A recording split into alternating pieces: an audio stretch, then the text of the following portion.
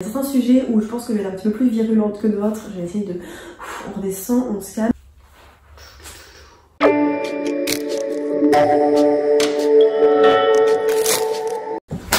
Bon, autant vous dire qu'aujourd'hui, j'ai pris mon courage à deux mains. Hey!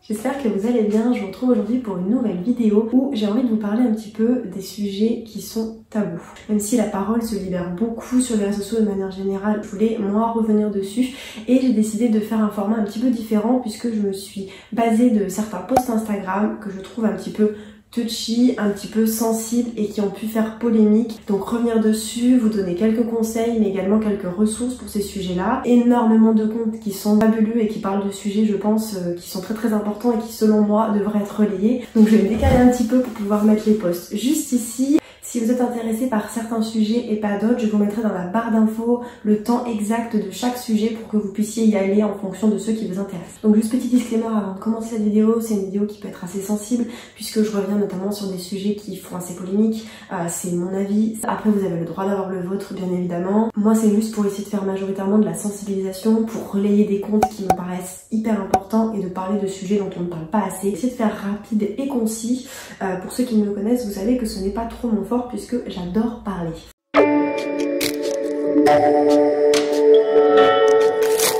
On va commencer tout de suite avec un sujet que j'ai toujours voulu aborder, c'est l'hypersensibilité. Je voulais absolument rédiger un article là-dessus, je vous le publierai dès que je peux. Donc l'hypersensibilité, qu'est-ce que c'est? C'est un trait de caractère et donc une personne hypersensible vit avec une surintensité tout ce qu'elle peut éprouver et donc elle ressent davantage de choses.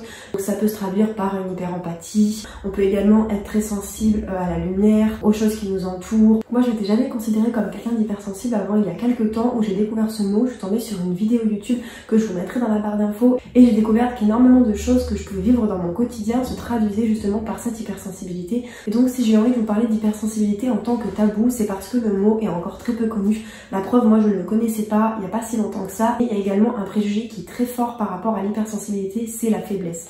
En effet, le fait de pleurer, c'est notamment très souvent associé à quelqu'un qui est faible, quelqu'un qui ne sait pas gérer ses émotions, mais je pense que quand on est hypersensible, c'est, pour la majorité, en tout cas c'est le cas pour moi, c'est la façon dont on gère nos émotions, c'est la façon dont ça peut nous traverser. Et donc c'est ce post-là qui m'a beaucoup fait réagir, puisque ça a été partagé par C'est qui la bosse, donc il y a un compte qui partage beaucoup de dans le boss un petit peu de la vie quotidienne, et donc elle a relayé un bout de la vidéo de Shera, où elle explique que le fait de pleurer, ce n'est pas une faiblesse, et que c'est un préjugé qui devrait être totalement déconstruit et qu'elle adore pleurer. Moi je me considère un petit peu dans cette même situation là. Elle dit donc qu'elle pleure quand elle est heureuse, qu'elle pleure quand elle est en colère, qu'elle pleure quand elle est pas contente, qu'elle pleure quand elle est triste. Et moi je pense que c'est un petit peu mon cas, donc voilà. C'est vraiment un préjugé que je voulais déconstruire. Le fait de pleurer ce n'est pas forcément une faiblesse et ça devrait être beaucoup plus accepté dans la société. Et dans la même idée je suis également tombée sur ce texte de Word Porn, donc il y a un compte Instagram que je suis pour cette citation un petit peu de la vie quotidienne que j'adore, qui dit sensitive not soft, I'll take you while I'm crying. Et donc qui veut dire sensible mais pas doux, je pourrais te frapper pendant que je suis en train de pleurer. Et donc je trouve que cette citation est parfaite puisqu'elle représente vraiment cette idée que voilà, le fait de pleurer ça ne représente pas la personne et ce n'est pas du tout un indicateur de force ou non plus de ce que vous avez traversé ou de ce que vous avez vécu avant. On ne connaît pas le passé des personnes. Je voulais vous parler d'un livre que j'ai acheté donc sur l'hypersensibilité et donc c'est vraiment un sujet sur lequel il faut se renseigner je pense si vous êtes concerné. Moi ça m'a quand même pas mal aidé. Il y a notamment un petit questionnaire pour considérer si ou non vous êtes hypersensible. La deuxième chose dont je voulais vous parler et qui va de pair, c'est la sensibilité de manière générale et notamment la sensibilité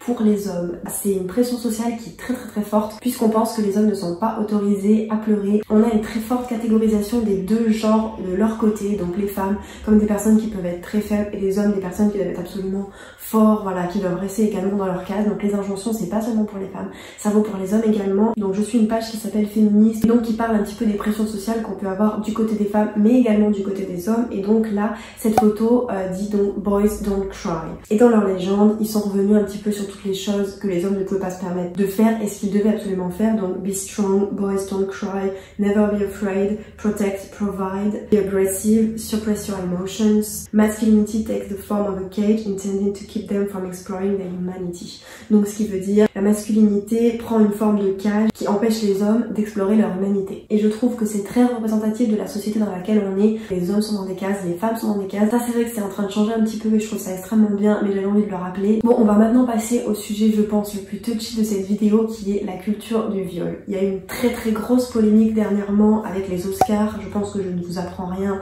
sur donc Roman Polanski et donc le fait qu'il ait été primé malgré le fait qu'il était accusé de nombreuses fois de viol. Je ne connais pas tous les tenants et les aboutissants. C'est vrai que j'étais la première à être un petit peu outrée de voir qu'on faisait une dissociation de l'homme et de l'artiste. J'ai d'ailleurs vu un post Instagram qui m'avait fait beaucoup réagir qui disait je séparerai l'homme de l'artiste quand on séparera la femme de la victime.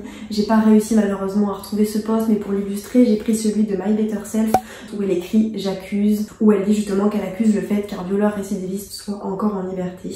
Même lignée un petit peu, il y a le compte Je m'emballe Crito que je suis beaucoup et dont je vous reparlerai juste après, qui a posté alors attendez, on me glisse dans l'oreillette que les Césars ont un message à nous faire passer. Violez et vous serez récompensés. Et je pense qu'en effet, moi ce qui m'a beaucoup dérangé dans cette polémique, le fait que cet homme puisse être primé, ça a vraiment envoyé le mauvais message. En tout cas, prouve un petit peu que les victimes ne sont pas considérées comme des victimes, mais plutôt comme des coupables. Ce que j'essaie de vous dire, c'est que je pense qu'il faut pas tolérer un petit peu tout ce qui se passe partout, tout le temps. C'est important des fois d'avoir une opinion assez tranchée et même de le dire si vous n'êtes pas d'accord. Les réseaux sociaux, c'est une plateforme pour le faire, faut faire attention, faut respecter un petit peu la liberté de chacun. Je pense qu'il y a des sujets sur lesquels on peut pas faire impasse et moi, c'en était un. Bon allez, sujet suivant parce que sinon je pourrais y rester des heures. Ensuite, je voulais vous parler de l'image du corps qu'on peut avoir sur Instagram. Vous savez que le corps de la femme notamment est énormément sexualisé encore aujourd'hui et donc on associe directement le torse d'une femme directement à la partie sexuelle.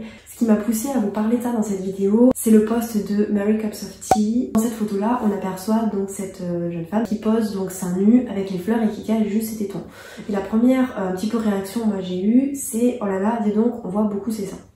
Et je me suis dit, c'est quand même assez étonnant puisque moi-même sur mon compte Instagram, ça m'arrive de poster des photos, alors je poste pas de photos dénudées bien évidemment, mais où on voit un petit peu voilà, le haut de mon torse. En ce moment je fais beaucoup de photos un petit peu plus artistiques où effectivement je suis un petit peu plus dénudée et pourtant je me suis dit tu es la première à faire ce genre de photos, pourquoi est-ce que ça te choque ? Et je me suis rendu compte que si ça me choquait, c'était tout simplement puisque je n'avais pas forcément l'habitude ou qu'on m'avait éduquée. Et je pense que c'est important de le rappeler et de préciser que la liberté commence par là et qu'on est chacun responsable de ce qu'on veut faire de notre corps et encore plus de si on s'expose ou pas sur les réseaux sociaux. Et donc pour aller dans le même sujet, j'ai cette photo-là qui est toujours de Seki Labosse et qui dit donc, une femme respectable et une femme tout aussi respectable. Donc il y en a une qui est habillée et une qui n'est pas habillée. Comme je vous le disais, on fait tous nos propres choix, on a tous une façon de considérer notre corps différemment. Donc c'est à chaque individu de réfléchir s'il veut se mettre en avant ou pas sur Instagram et il est libre de choisir s'il veut le faire habillé ou pas. Bien sûr, on reste toujours dans les limites du raisonnable, il y a une différence entre voilà, poster une photo comme ça où on ne voit pas grand chose à part le fait qu'il est nu et forcément faire des photos pornographiques puisque voilà, il y a beaucoup d'enfants qui traînent également sur les réseaux sociaux. Donc c'est quand même un sujet qui est assez controversé et sur lequel il faut faire attention, mais je pense qu'il y a une limite et une différence entre montrer des seins à un enfant de façon à ce que ce soit de l'art et que ce soit de la pornographie. Je pense qu'il y a une limite quand même. Maintenant, il y a beaucoup de choses qui sont accessibles sur les réseaux sociaux, notamment la pornographie par exemple, et ça pose de souci à personne. Par contre, deux tétons qui se battent sur Instagram, là ça fait tout un débat. Bon, il y a certains sujets où je pense que je vais être un petit peu plus virulente que d'autres. Je vais essayer de...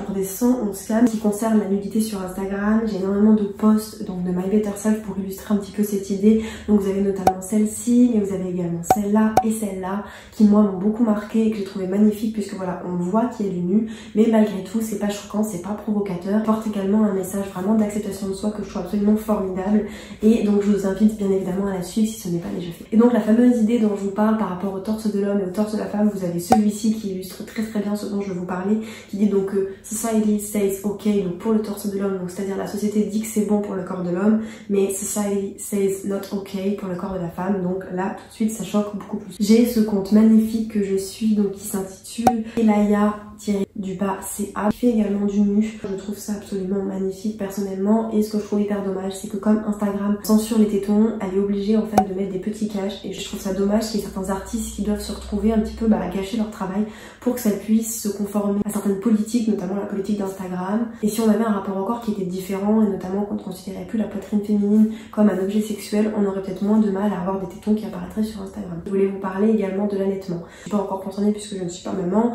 mais auquel je m'intéresse beaucoup. Je me suis rendu compte notamment sur Instagram qu'il y avait aussi toute une polémique par rapport à l'allaitement. Il y a notamment Je suis pas jolie qui poste ce genre de photos, mais encore une fois on voit quasiment pas son sein. Il y a eu aussi toute une polémique, vous avez dû en entendre parler d'une américaine qui s'était fait un petit peu monter des bretelles dans un restaurant puisque se disant qu'elle dérangeait certains clients qui eux étaient en train de manger parce qu'elle était en train d'allaiter son fils et donc il lui a demandé de se couvrir et pour faire un petit peu une réponse provocante, elle s'est couvert la tête au lieu de se couvrir les seins. Moi ça m'a fait beaucoup rire, j'ai trouvé que c'était quand même un beau message, bon assez provocateur c'est sûr, personne se cache pour manger, parler, donc je vois pourquoi les femmes qui allaitent devraient se cacher. Vous avez ce post de Je m'emballe clito où elle a dit allaiter égale donner à manger à un autre humain, ça n'a pas plus loin, est-ce que tu te caches pour manger toi? Parce que l'allaitement, je trouve ça magnifique et je pense qu'on devrait vraiment tous en être fiers, que ce soit les femmes ou que ce soit les hommes, et d'arrêter de voir ça de manière toujours perverse. On va maintenant parler des poils. Alors je suis désolée, je pense que dans cette vidéo il y a énormément d'injonctions qui sont féminines, mais je suis une femme, donc c'est vrai que moi je suis beaucoup plus confrontée à ce genre de choses. Je ne dis pas du tout qu'il n'y a pas certaines pressions pour les hommes, au contraire, comme je pouvais le dire par exemple pour la sensibilité, je pense qu'il y en a énormément pour les hommes également, mais moi je parle de ce que je connais. Je voulais vous partager deux photos qui font écho, donc qui est celle d'Angèle, donc avec son clip où elle pose justement donc les bras en l'air avec les poils qui apparaissent dessous, et vous avez également Chloé Pandry qui elle a fait la reproduction de cette photo que je trouve très très bien faite, et où justement elle partage le fait qu'elle accepte ses poils. J'ai encore beaucoup de mal avec ça. Si je ne trouve pas ça esthétique, c'est parce que on m'a toujours appris que ce n'était pas, mais je pense qu'encore une fois il faut accepter le fait que certaines aient envie de le faire.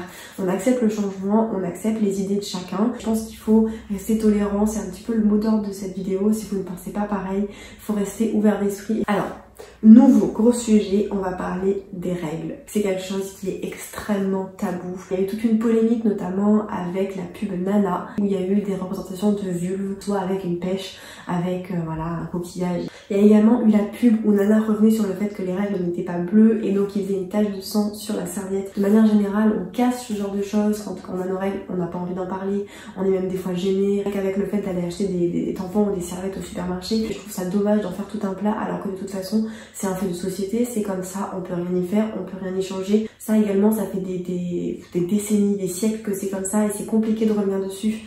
Mais je trouve que c'est incroyable d'avoir des comptes et même des marques comme ça qui reviennent un petit peu dessus et qui prouvent que ben ça peut changer, on peut faire changer les mentalités. Pour illustrer cette idée, je voulais vous parler du compte Je m'emballe clito. Elle a fait un post, les petits riens graves, normaux dont personne ne parle, édition règles. Il y a un petit peu toutes les choses qui peuvent se passer pendant qu'on a nos règles et dont on ne parle jamais. N'hésitez pas à aller la suivre puisqu'elle partage des messages vraiment de bienveillance et elle parle elle-même de tous les sujets tabous. Et une photo dont je voulais vous parler également, c'est celle-ci qu'a fait donc Margot, donc de la chaîne You Make Fashion. Elle est très subjective, très imagée. Je pense que c'est important de le faire de manière subtile mais éclairée et qu'on puisse un petit peu comprendre ce qui se passe derrière sans que ça puisse choquer forcément les plus jeunes non plus. Petite dernière pour illustrer les règles, il y a eu celle-ci. Donc ce dessin a été fait par Azelmed qui est une illustratrice qui partage ses dessins sur Instagram, qui disait donc après toutes les réactions qu'il y a eu un petit peu, vous êtes tous choqués parce qu'on voit 3 gouttes de sang justement dans la culotte, mais ça ne choque personne d'avoir du sang de manière générale à la télé. Il y a des scènes qui sont extrêmement violentes. Et enfin le dernier sujet dont je voulais absolument vous parler, c'est la sexualité.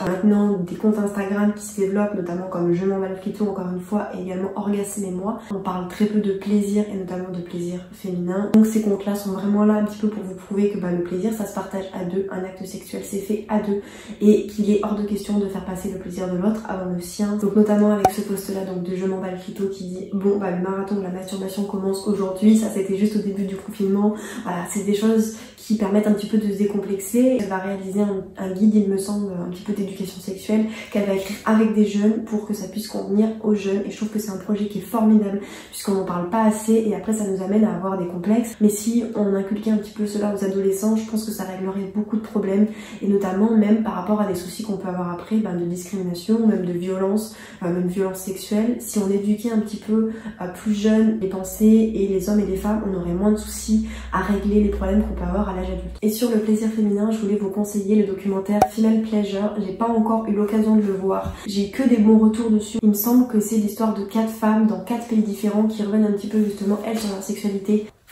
Bon, j'espère que cette vidéo vous a plu. Encore une fois, je n'ai pas pu parler de tout. Il y a encore énormément d'autres sujets qui sont tabous. Comme je vous le disais, je ne suis pas là pour faire débat. Si vous voulez qu'on échange dans les commentaires, ça sera avec plaisir. J'espère en tout cas que cette vidéo aura pu vous aider. Moi, je vous dis à très vite. Prenez bien soin de vous et je vous embrasse. Bye!